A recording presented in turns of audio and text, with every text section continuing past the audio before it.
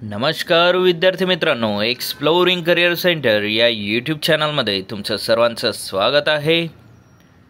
धुळे जिल्ह्यातील विधी अधिकारी या पदासाठीची ॲड निघालेली आहे। तर काय आहे त्या ॲडबद्दलची डिटेल माहिती आजच्या व्हिडिओमध्ये आपण बघणार आहोत। तत्पूर्वी तुम्ही आमच्या चॅनलला नवीन असाल, अजूनही चॅनल सबस्क्राईब केलं नसेल तर कृपया सबस्क्राईब करा। जिल्हाधिकारी कार्यालय धुळे यांची 5 जानेवारीला जाहिरात इथे प्रसिद्ध झालेली होती। तर महाराष्ट्र शासन महसूल व वन विभाग मंत्रालय मुंबई यांच्याकडील शासन निर्णय यानुसार विधी अधिकारी कंत्राटी पद 11 महिन्याच्या करार तत्वावर भरणे पात्र उमेदवारांकडून 9/1 ते 19/1 पर्यंत कार्यालयीन वेळेत अर्ज मागवण्यात येत आहेत। आस्थापना शाखा जिल्हाधिकारी कार्यालय धुळे इथे तुम्हाला फॉर्म फिलअप करायचा आहे। तर विधी अधिकारी कंत्राटी सर्वसाधारण एक पद आहे।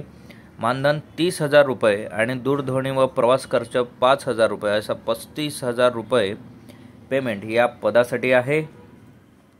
अर्हता यासाठी जी आहे ती उमेदवार मान्यताप्राप्त विद्यापीठाचा कायद्याचा पदवीधर व सनद धारक असावा। त्याचे बार काउन्सिल ऑफ महाराष्ट्र आणि गोवा यांच्याकडील वकील म्हणून नोंदणी केलेली असावी। जाहिरातीच्या दिनांकास या पदासाठी वकिली व्यवसायाचा किमान 7 वर्षाचा अनुभव आवश्यक राहील।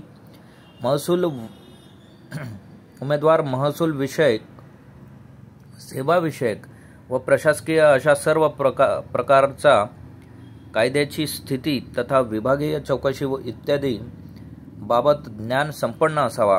त्यामुळे कायदेविषयक कार्यवाही ते कार्यक्षमतेने पार पाडू शकेल। उमेदवारास मराठी, इंग्रजी व हिंदी या भाषेचे पुरेसे ज्ञान असावं। विधी अधिकारी या पदासाठी उमेदवाराचे वय नियुक्तीच्या वेळी 45 वर्षापेक्षा जास्त नसावे।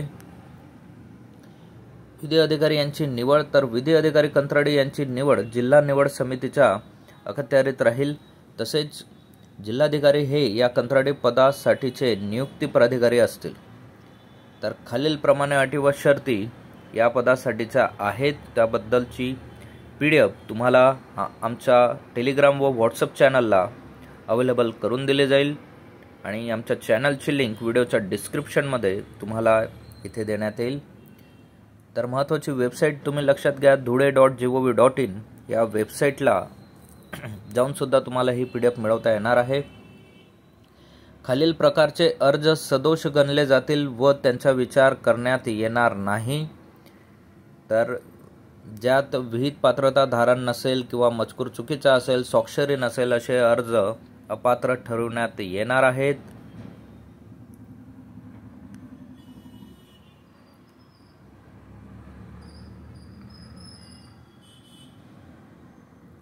तुम्हाला ऑफलाईन पद्धतीने हा अर्ज सादर करायचा आहे। ऑफिसला जाऊन तिथे धुळे जिल्ह्याच्या डिस्ट्रिक्ट कलेक्टर ऑफिसला जाऊन तिथे तुम्हाला हा फॉर्म फिलअप करायचा आहे।